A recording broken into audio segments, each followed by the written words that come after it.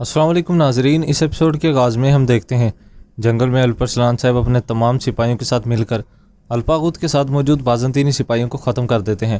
الپاغوت کہتا ہے، الپرسلان صاحب خود سے غداری ہونے کے احساس سے واقف ہوں، آپ یقین کریں اگر ہماری بات نہ مانی تو بڑی غلطی کرو گے۔ سالوں سے جاری یہ محنت، والدہ کو کھونے کا دکھ اور اس لڑکی کا صبر، سب کچھ رائگاں چلا جائے گا۔ آکچا کو میرے حوالے کرو، اسے کیکومینوس کے حوالے کرنا بہت ضروری ہے۔ ادھر دوسری جانب ہم دیکھتے ہیں شہزادی اودوکیا کہہ رہی تھی، بہت کچھ برا ہو رہا ہے مگر مجھے نہیں بتا رہے، چچا مجھے نہیں بتایا کہ کیا ہوا ہے۔ جس کے بعد وہ کیکومینوس کے پاس آ کر کہتی ہے، چچا بتائیں نا، آپ کا ہاتھ برف کی طرح ٹھنڈا ہو رہا ہے۔ کیکومینوس کہتا ہے، بہت ہو گیا ہے اودوکیا، مجھے دیوجن سے بات چیت کرنی ہے۔ اودوکیا کہتی ہے، مگر چچا۔ جس کے بعد وہ وہاں سے چلی جاتی ہے۔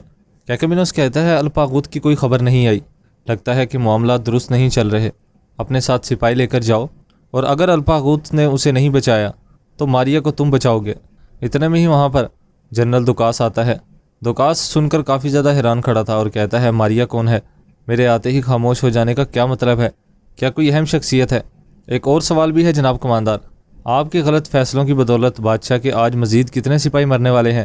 کیکومینوس کہتا ہے، میری جگہ لینے کے لیے مچل رہے ہو، جانتا ہوں جنرل، یہاں پر میں کماندار ہوں اور جب تک تندرست ہوں ایسا ہی رہے گا، اور تمہارا اس بات کو قبول کرنا زیادہ مناسب رہے گا جنرل۔ جس کے بعد وہاں سے وہ دیوجن کو اشارہ کر کر بھیج دیتا ہے۔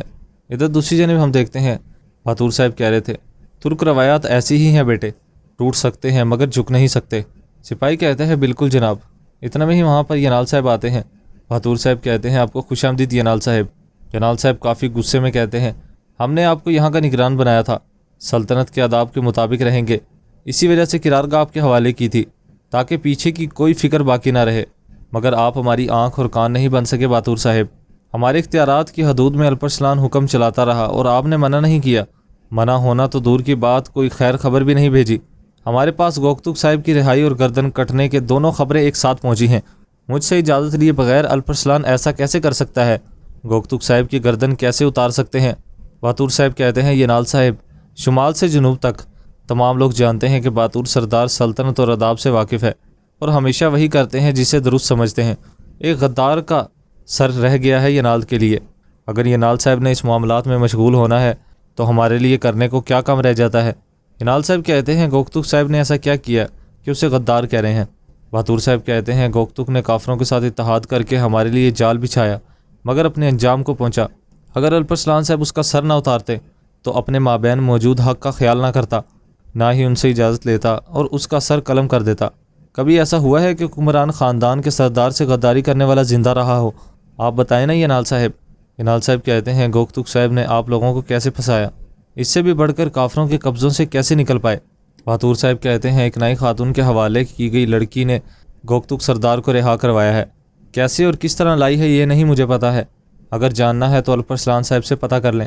ینال صاحب کہتے ہیں، الپرسلان صاحب کے علاوہ کچھ کیوں نہیں کہہ رہے ہیں آپ، ایسے جیسے کہ آپ کی سرداری کا مقام الپرسلان صاحب نے ہی دیا ہے؟ بہادر صاحب کہتے ہیں، بہادر سردار کافروں کے سر قلم کر کے ان سے لڑ کر سردار بنا ہے ینال صاحب، پوست ہمارے پاس وراثت سے نہیں بلکہ جنگ اور بہادری سے آئی ہے۔ آپ یہ باتیں کر رہے ہیں، پوست کے لیے لڑنے جھگڑنے والوں سے جا کر کہیں۔ جس کے بعد بہادر صاحب وہاں پہ کافی غصے میں آ کر جاتے ہیں۔ ادھر دوسری جانب مرو قبیلے کا منظر دکھایا جاتا ہے۔ الپرسلان صاحب اپنے آدمی کے ساتھ پہنچتے ہیں اور وہاں پر گھوڑا گاڑی بھی لائی جاتی ہے۔